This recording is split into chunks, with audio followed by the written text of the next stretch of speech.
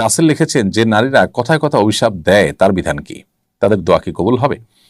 নারী হোক আর পুরুষ হোক, কথায় কথা অভিশাপ দেওয়াটা এটা ভালো জিনিস নয়। নবী করিম সাল্লাল্লাহু আলাইহি সাল্লাম তার সম্পর্কে হাদিসে বর্ণিত হয়েছে যে নবী করিম সাল্লাল্লাহু আলাইহি সাল্লাম তিনি লাআন, তাআন, ফাহিশ এবং বাযী ছিলেন না। অর্থাৎ কথায় কথা অভিশাপকারী, মানুষকে দোষারোপকারী, তারপর অশ্লীল উক্তিকারী, অশ্লীল কাজ করা মানুষ, অথবা নিচু কথা বলা, নিচু চিন্তার এরকম কোনো চরিত্রের থেকে আল্লাহ নবী সাল্লাল্লাহু আলাইহি ওয়াসাল্লাম পবিত্র ছিলেন। তার মানে তিনি কখনো এগুলো করতেন না।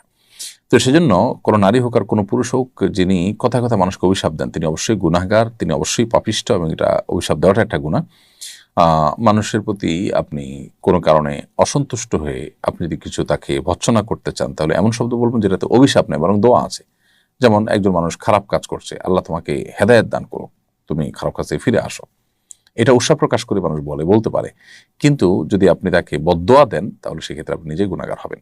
অতএব এটা নারী পুরুষ সবার জন্য সমান। কিন্তু এর মানে এই না যে অভিশাপ দিলে তার দোয়া কবুল হবে না, এমন কোনো কথা কোরআন হাদিসে কোথাও নেই। তবে পাপিষ্ঠ হওয়ার কারণে আল্লাহর রহমত থেকে তিনি বঞ্চিত হবেন, সেটা তো বলাই ভালো। আমাদের মা বোনেরা ইফতারের সময় হওয়া সত্ত্বেও মসজিদে আজান না দেওয়া পর্যন্ত ইফতার করেন না। মহল্লার মসজিদে আজান না দিলে কি ইফতার করা যাবে না?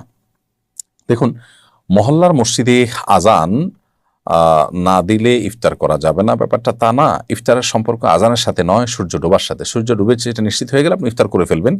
যে ইমাম সাহেব আজান দিচ্ছেন, যার আজান শুনে আপনি ইফতার করবেন, তার আগ মুহূর্তে আপনি ইফতার করবেন না। ওই মুয়াজ্জিন সাহেব বা ইমাম সাহেব নিজে তো আগে সূর্য ডোবার পরে কিছু মুখে দিয়ে তারপর আজান দেন, তাহলে আপনার আগে তিনি ইফতার করেছেন, আপনি কেন ইফতার পরে করবেন? নবী করিম সাল্লাল্লাহু আলাইহি ওয়াসাল্লাম বলেছেন, এই উম্মত ততদিন পর্যন্ত কল্যাণের মধ্যে থাকবে মা আজ্জাল ফুতুর ও আখারুস সুহুর, যতদিন তারা ইফতার তাড়াতাড়ি করবে এবং সাহরি দেরিতে করবে, ততদিন পর্যন্ত তারা কল্যাণের মধ্যে থাকবে। বিধায় সময় হওয়ার পর ইফতার তাড়াতাড়ি করে ফেলা উচিত, বিলম্ব করা উচিত না। নামাজ আজানের জন্য অপেক্ষা করা উচিত না, যদি সূর্য ডোবাটা নিশ্চিত হয়ে যায়।